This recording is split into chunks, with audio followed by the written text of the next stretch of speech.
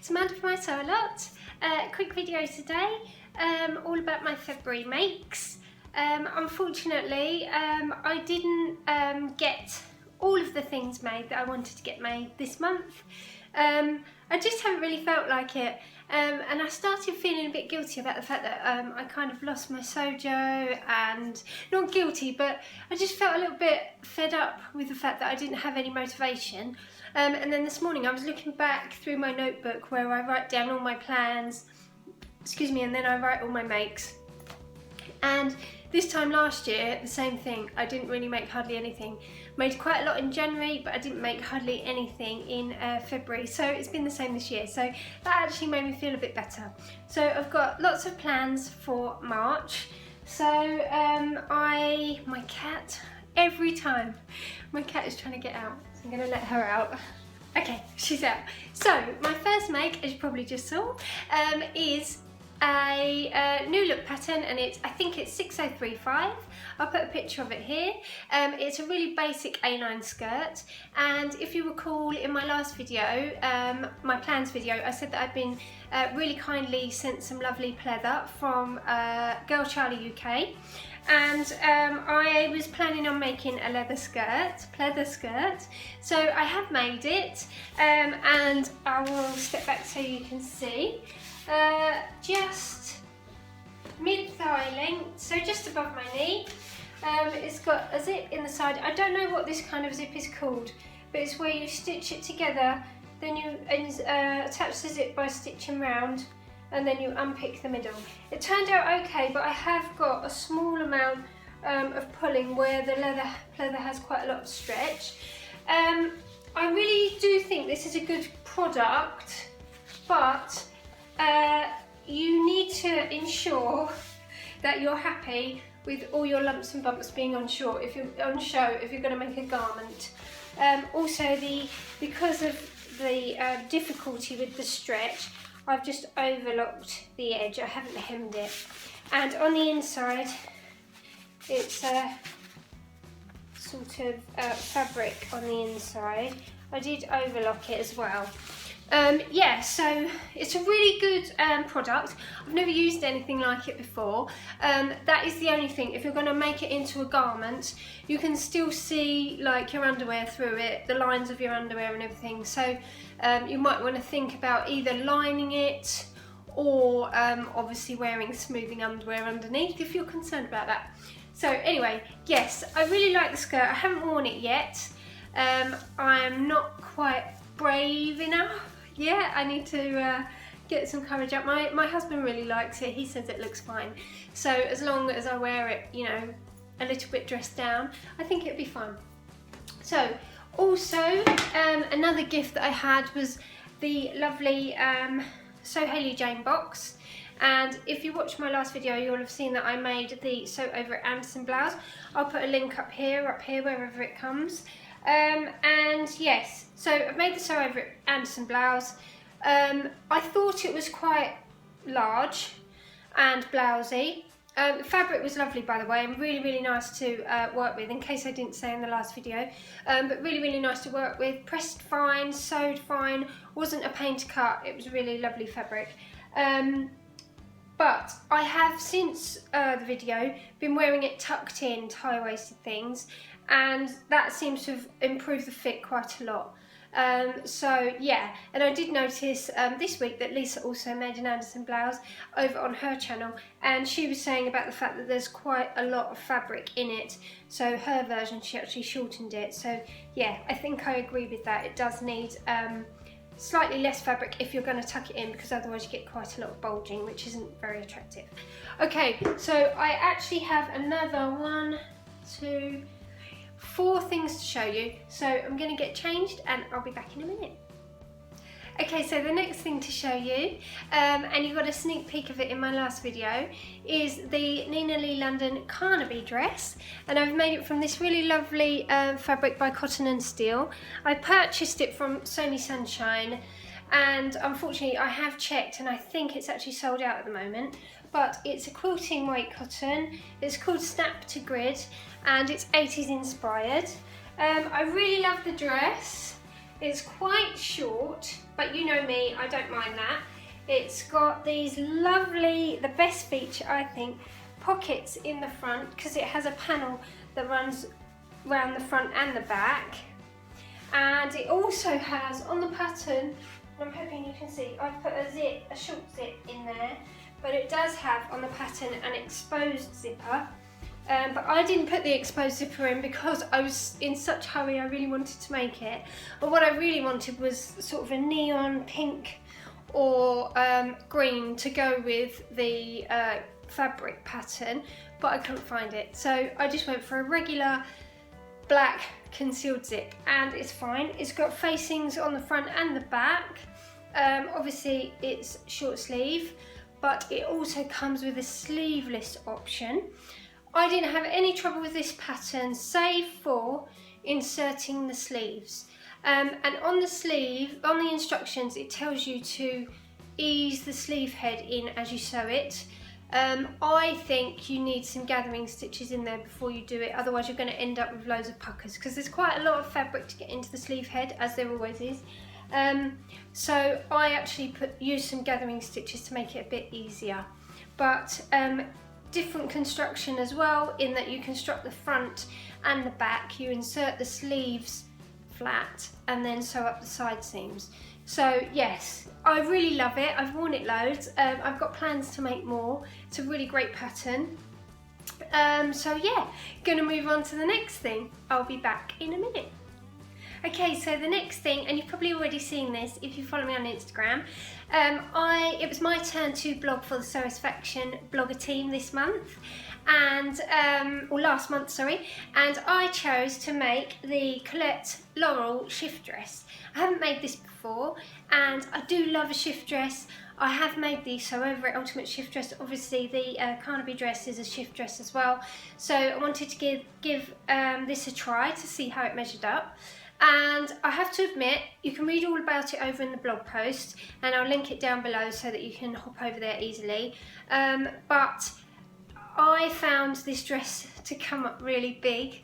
I've taken it in substantially. I think probably each side I took in about an inch on the seam, so effectively that's 4 inches overall. I think the bust darts weren't necessarily in the right place. I made the size it told me to make for my measurements, but there is so much ease in this dress. I would definitely recommend, if you're going to make it, to size down. I know that the patterns, the Colette patterns, are there to teach you new skills. So it has a zip in the back, although it's so large and loose fitting anyway. Shift dresses, they're so loose fitting anyway that I don't think you really need the zip, because you don't have any trouble. So I didn't put the zip in, and I can get it on completely and utterly fine without. It also has binding on it's got binding on the neck. I tried to draft a collar for it, but it failed. I didn't really like how it looked, so I've just done some black bias binding around the neck. And it also is supposed to have binding on the sleeves and I think on the hem. I'm not sure about that, but I didn't do that. I just did a regular hem. But let me show you. This fabric is from Satisfaction, and it's their Rio crate. It's got a viscose content, so as you can see, it's got a really, really lovely drape. It's an absolute dream to work with. It doesn't have that horrible polyestery smell when you iron it. It presses lovely. It's again quite short, but I had concerns when I was in the midst of making it, but actually now it's finished, it's all pressed and everything, I really like it. As you can see, I haven't got a zip in the back. I've just stitched it up normally, but I really like it, and I think it's quite a flattering shape on me, so I think I would make it again, but I would definitely make a size down, and I still think that that would probably be too big for me. As you can see, the shoulders also are slightly big, and the neck is slightly big. I could probably do with taking a wedge completely out of the front, to be honest, and the back.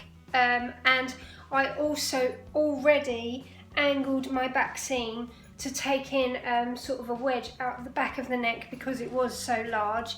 But obviously, as you can see, I still need to take out a small amount just to make these shoulders sit where they really need to, rather than, you know, you can see it is slightly too wide. But I am sitting down, so, you know, obviously dresses look much better when you're standing than when you're sitting. So yes, like I said, you can hop over there and read all about it, where I've given detailed instructions of what I actually did to change it to fit me. But yeah, I'm really happy with it. The fabric is a dream. I would thoroughly recommend it. So yeah, that was my next make. So I'm going to get changed last time to show you my last two makes. Okay, so the next make, and I know you've seen this from me before, but really I cannot rave about this pattern enough. I made another Nina Lee South Bank dress. As you can see, as I've said before, it's got a hem on the bottom, lovely cuffs, and a really nice funnel neck. I've made this from a navy Ponte Roma, and as I've said in so many of my videos, and you're probably so bored of hearing about it, but this is the Beatrice Ponte Roma from Satisfaction, and it's made for this dress. If you are afraid of knits and you want a beginner dress knit pattern, I would say make the Nina Lee South Bank dress. It's got drop shoulders, so you don't have to worry about fitting there. The sizing is really accurate for my body, and for other people that I know have made it have had no sizing issues. Somebody asked me about, in my previous vlog, whether I put the pockets in. I don't put the pockets in because I have read some blogs to say they are quite low, and you know, I never really want to add bulk in that area. As you know, if you follow me or if you watch my vlogs in the past, I'm not really a fan of pockets anyway. So yeah, I don't put the pockets on. But these have been one of all my South Bank dresses, my favourite makes of end of last year, beginning of this, because I just grab for them all the time. They're so comfortable and easy to wear, and they look great on so many people. So yes, not going to talk about it anymore because I know I've already talked about South Bank dresses before. And okay, so my final make, and I am just amazed at how well this turned out. If you watched my plans video, you'll have known that I was going to make the Paper Cut Patterns Waver jacket. I keep wanting to call it the Weaver jacket, but I know that's something completely different. But anyway, so I have made my Waver jacket, and it has a hood, which I really love. The fabric, of course, was both from Croft Mill. I've only used them, I think, on one occasion before, but it is really lovely. It's got some really interesting fabrics there. This is the quilted lining. It's really reasonable, £6 a metre, £5 a metre, something like that, and I got it in the salmon-y pink colourway. They've got different quilted designs as well, but I particularly liked this, and I wanted to make a navy one. So for the outside, I've used a navy, and it's like, I think it's actually called chino fabric. So it's got a slight sort of brush texture. I also used some really large buttons, and it's obviously got the pockets on the front. But if I just show you it done up, my buttonholes, I had a bit of issue with my buttonholes, so they needed a bit of stretching. If I just show you it done up, so I really like it. I didn't put in the channel around the waist because I quite liked the A-line swing style of it. From the back, the only trouble I had, as you can see, my sleeves for my orangutan arms are slightly too short. If I was going to make it again, I would definitely add an inch and a half to the sleeves. But this coat is so easy, honestly, because there's only a small amount of interfacing. It's only for the facing, I think, and along the hems. So it's quite relatively quick to cut out, which for a coat is amazing because they always take forever. And I think they have just amended their pattern, so they now have a copy shop version, which obviously they did that just after I made it. But let me take it off so I can show you the inside. This coat was so quick to construct. I think it took me about 2.5 hours to make this coat, and I'm not kidding, it is amazing. So on the inside, you've got a fully lined hood. There's a facing all across the back. Foolishly, I forgot to put my hang loop in, but as it's got a hood, that's not too desperate. The facing goes all the way around. It does tell you to top stitch down the facings, but because I had really large buttons and the facing and all the way around the bottom, the facing is narrower on the bottom than it is on the side. I just left it. I didn't think it needed it. So yeah, it's pulled through a hole in the side seam as well, which I prefer, because I prefer to have this whole hem fully stitched before you bag it out, because then it stops it sort of rolling over and you have puckering, and my hand stitching's rubbish, so I prefer that. Yeah, I love it. I've worn it quite a lot already. I think the colours go really well, and I really wanted a navy jacket because I've got quite a lot of navy things. The pockets, I really do love the pockets, these really big angled pockets, really lovely. So I would definitely recommend it if you're looking. And yes, the hood also is a gusseted hood, which gives it that really nice shape. So it has a gusset running all the way down, which is really good. But it went together really, really easily. I just thought to myself, oh, if I just get the shell done, then tomorrow I can get the lining done. And 2 hours on, and I was just about to stitch the lining and the outer together and bag it out. The only thing I did do differently was, it tells you to hand stitch your linings of your cuff, but I used the method that Heather Lou tells you to use when you make the Claire coat. So you kind of get your cuffs to hold hands and stitch them together, and then they're already done. You don't need any hand stitching at all. It's all machine stitched. And yes, I am in love with it, and I think, oh, I would definitely make it again. But if you are looking to make a coat and you want one that is relatively easy as a first go, spring's coming, it's perfect for spring, I would definitely recommend it. The instructions are really, really clear, and to be honest, there's hardly any steps, so I would recommend it. So that is it. That is all my makes, I think, for February. I didn't get round to my dungarees, my 2 stitches Charles dungarees, but they are cut out and ready to go. I didn't get to my wide leg trousers or my Bloomsbury blouse, and both of those, like I say, are cut out and ready to go. And I didn't finish my denim skirt. So I am going to have all those things for you coming in my March makes. I've already made a start with March, and I'm trying to get my Sojo back, and this has given me a little bit of enthusiasm to sew for this month. So yes, I will be back with a plans video next week to let you know what is coming this month. Bit of a more quiet one. I know I say that every time, but I don't have any fixed plans for anything, so or any deadlines, or got to make anything for anyone. So yes, that's really great. Okay, so thanks for watching, and have a lovely weekend, and I'll see you soon. Bye.